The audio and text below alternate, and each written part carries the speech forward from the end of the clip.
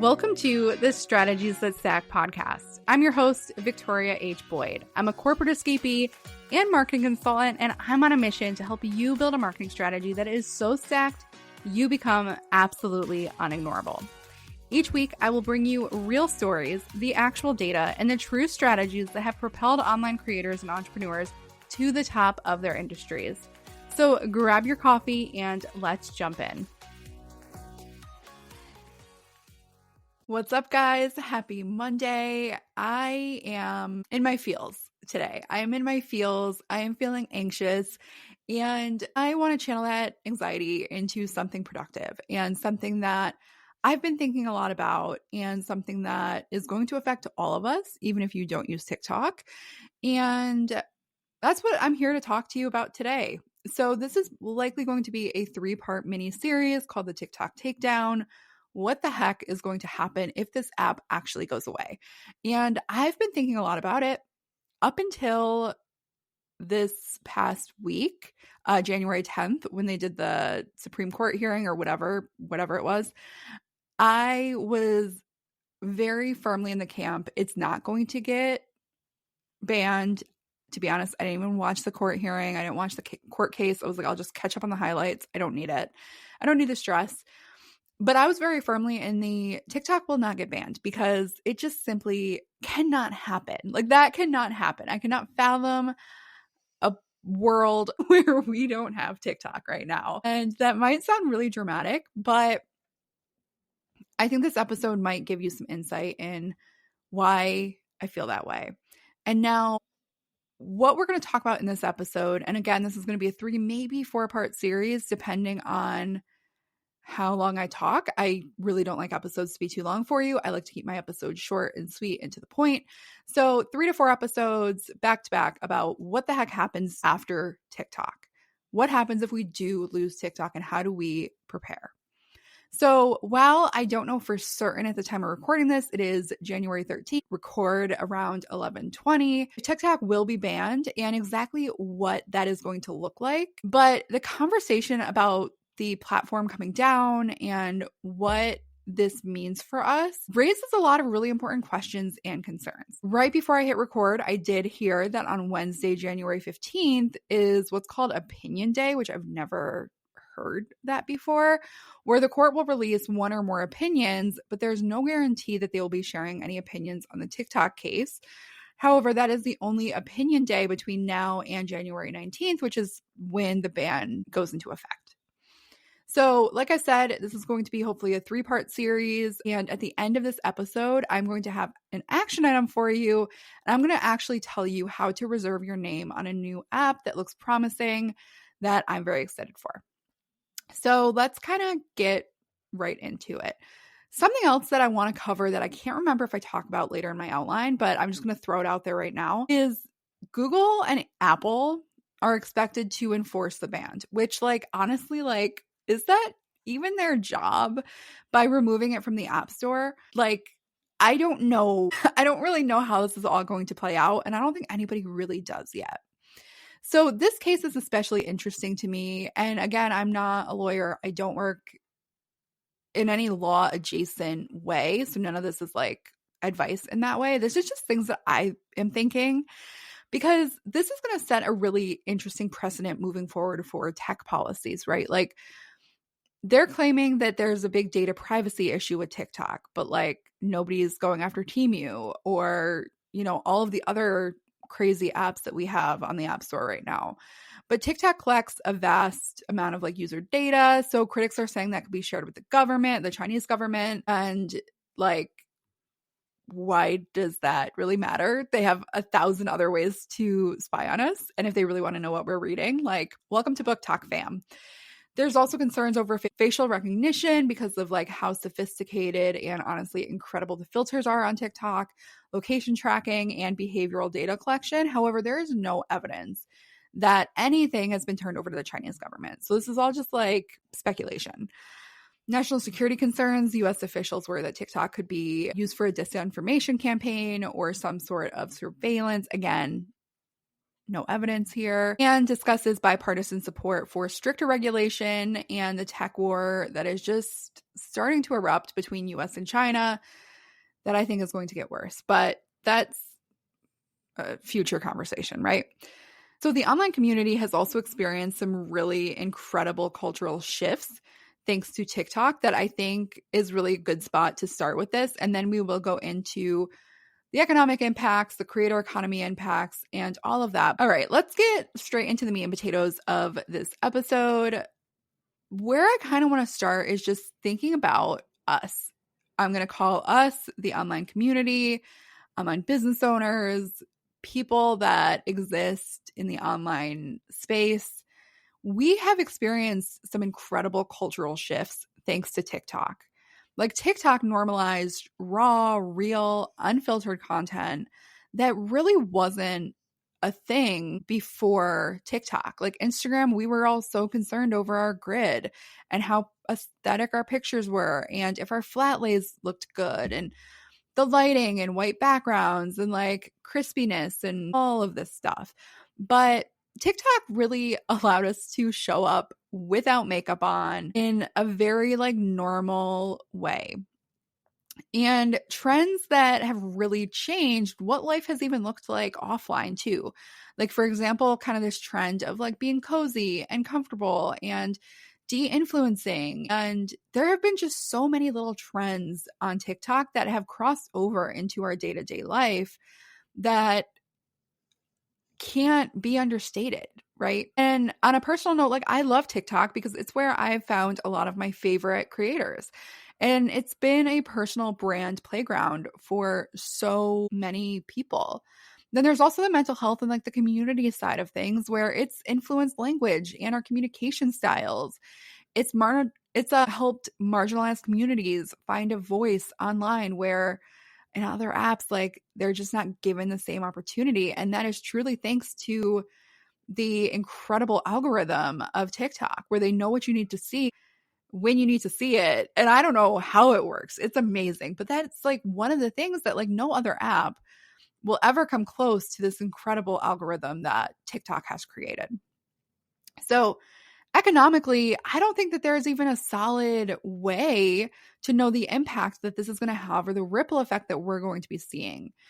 TikTok contributed to, I can't believe I'm saying this number, $24.2 billion to the US economy in 2023, and $15 billion came from small businesses. That is insane. So to say that small businesses are relying on TikTok for reach, brand awareness, and even sales, like it's unfathomable to me. Like I cannot believe it. And like when I think about myself, I am a millennial. I was born in 94. So I'm like right on that cusp of millennial, Gen Z. I'm like right there. I do a lot of like my creative shopping or like my craft shopping on TikTok now. Like, not Instagram. Oh my gosh. Etsy has just become not what it used to be.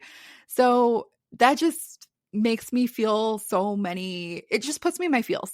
Like this just puts me in my feels. And TikTok has warned of an estimated 1.3 billion revenue loss for US small businesses within the first month of the ban's enforcement.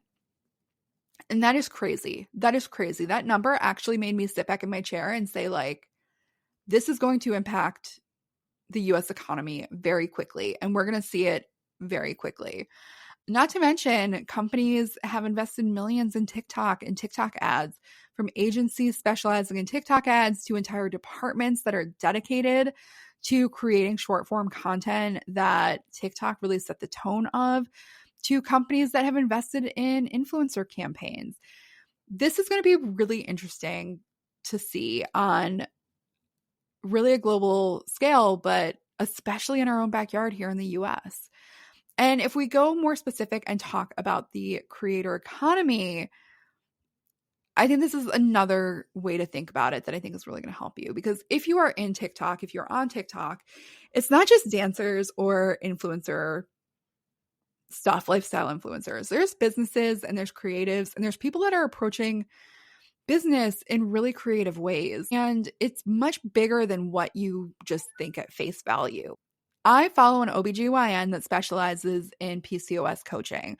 I watched her all of 2020, 2021, 2022, basically right after I got my PCOS like diagnosis, all the way to the point where she actually opened an in-person clinic because she was able to, because of like the attention that TikTok had put on her business and on her credentials and on like her story as moving through and navigating life with PCOS to the point of like healing her fertility and getting regular cycles and all the stuff. Like it took an OBGYN and helped her open her own practice. Like that's really freaking cool.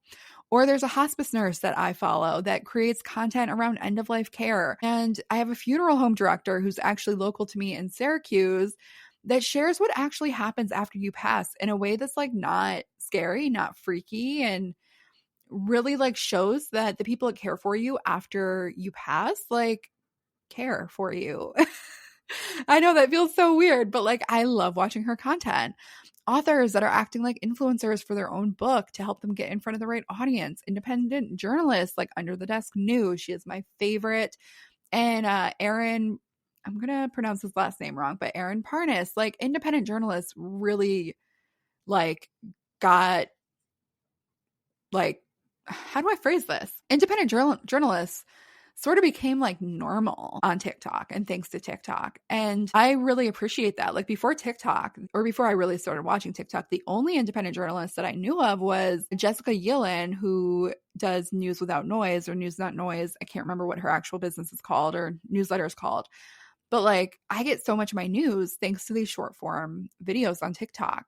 There's also the girl with the list. If you know, you know, therapists sharing somatic exercises. Like this isn't just about losing a platform. It's going to dismantle entire business models that have been built around the unique format of TikTok. Now, this is not to say like, well, clearly they made a mistake if their whole business is wrapped up in an app that they don't own. It's not about that. Like right now, this is not about that. This is strictly about marketing. This is about the impact the economy is going to have. And even if you don't use TikTok to market your business, I am willing to bet a ranch water that you will notice the impacts when there's just less money in general circulating the economy. You are going to notice the effects. And despite what Trump is going to want to point fingers at, it is not Biden's fault. It's not his problem. This is shitty. Okay. One of the things I was kind of thinking about when I was outlining this episode to start this conversation about what happens after TikTok, why this ban matters, is I want to talk a little bit about what we can learn from past platform disruptions. And yes, I will be wrapping this up with some action items for you, and I have a lot of good ones. So if you remember Vine, in 2016 when Vine shut down, we saw a lot of creators move to YouTube, Instagram, Snapchat, and some thrived, but others lost their audience and others have like never been seen or heard from again other than in like YouTube recap roundup videos or whatever.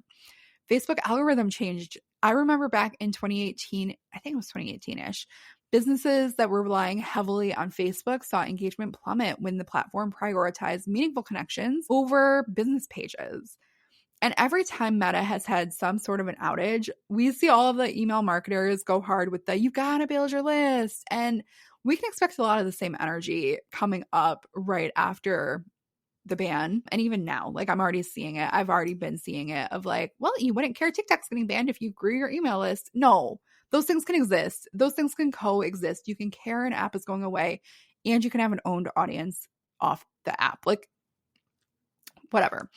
We also aren't facing this ban alone. India banned TikTok in 2020, so we can learn a little bit from what happened over there.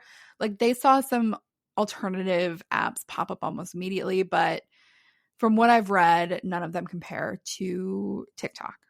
So what this means for all of us, even if you've never made a TikTok in your entire life, this situation is teaching us something really crucial about business, about audience growth, about stability, and that platform dependency is a risky business. And you have to think about platform proofing your marketing ASAP because this is setting an interesting precedent moving forward. It really is, of just global like social media and global communities like this, like what we have in the internet.